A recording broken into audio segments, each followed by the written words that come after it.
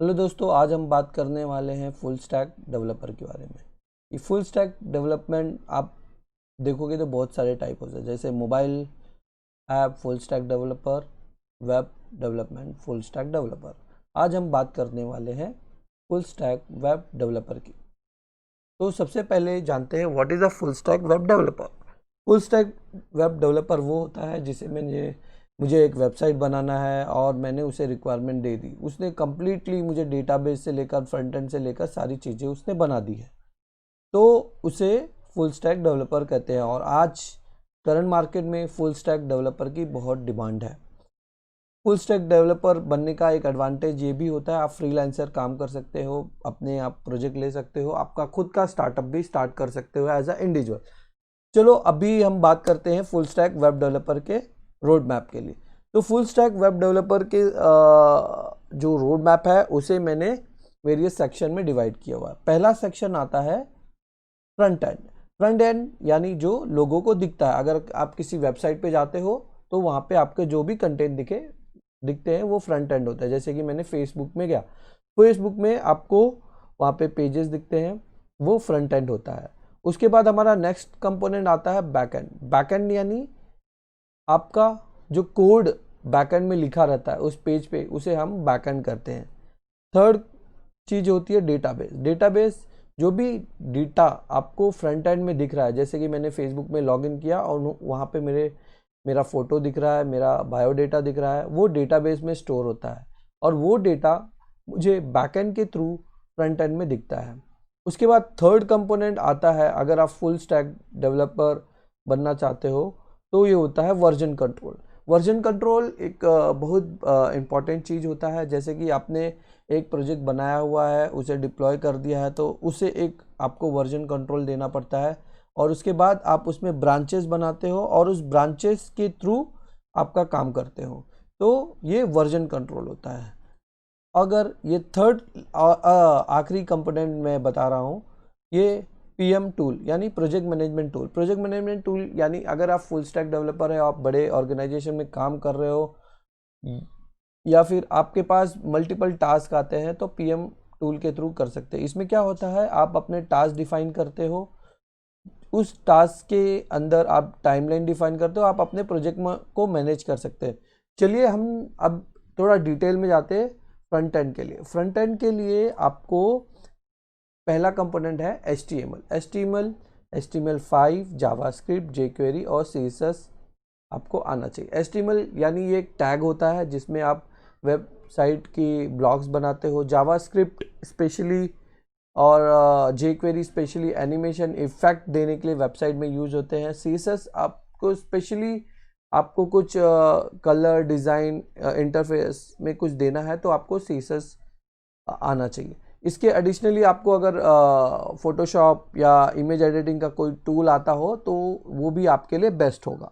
अब हम नेक्स्ट चलते हैं बैकएंड के बारे में। बैकएंड और फ्रंट एंड में मैं आपको ये एक डिफरेंस बता रहा हूँ। जो फ्रंट एंड है ये आपको कंपलसरी है, ये सारी चीज़ें आनी चाहिए।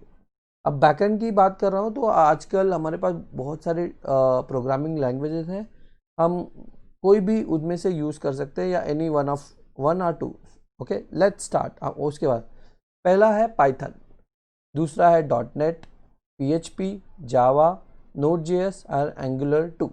ये बैकएंड होता है जिसको हम यूज़ करके कोडिंग करते हैं। जैसे कि मुझे डेटाबेस से डेटा पुल करना है तो मैंने .NET में C# के प्रोग्रामिंग लैंग्वेज में डेटाबेस से कनेक्टिविटी की और डेटा लाया और फ्रंट एंड को दे दिया।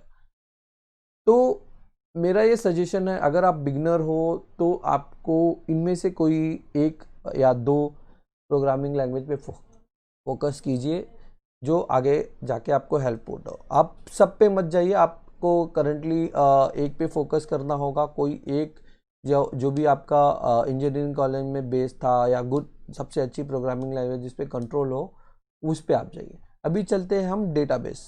डेटाबेस वो होता है जहाँ पे आपका डेटा स्टोर होता है। डेटाबेस में MS SQL, MySQL, MongoDB, Oracle, इनमें से मोस्टली मैं प्रिफर करूँगा आपको 2-3 आने चाहिए, क्योंकि ऐसा देखा गया है कि अगर मैंने कोई भी प्रोग्रामिंग लैंग्वेजेस की यूज़ किया हुआ है तो it should be connected to the any kind of database.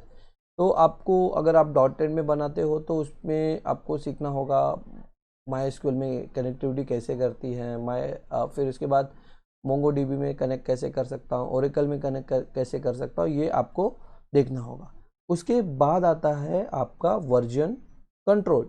Version control के लिए आपको बहुत सारे टूल है, SVN है, गिट है, टीम फाउंडेशन है जो विजुअल स्टूडियो के लिए यूज़ होता है। इनमें से आप कोई भी यूज़ कर सकते हो या फिर कोई अदर टूल्स भी आपको मिलते हैं वो यूज़ कर सकते हो। स्पेशली इसका यूज़ होता है अगर आप किसी काम को कर रहे हो और आपने कोड को चेकिंग करना होता है, वो कोड आपके सिस्टम में ना होकर सर्वर पे होता है। अगर वो कोड आपका सर्वर पे है, इनकेस आपका सिस्टम क्रैश हो गया या डैमेज हो गया तो आप उसे रिकवर कर सकते हो। थर्ड कंपोनेंट जो मैं लास्ट कंपोनेंट आता है जीरा। जीरा एक टूल है, प्रोजेक्ट मैनेजमेंट का टूल है, जहाँ पे आप अपने टास्क डिफाइन करते हो।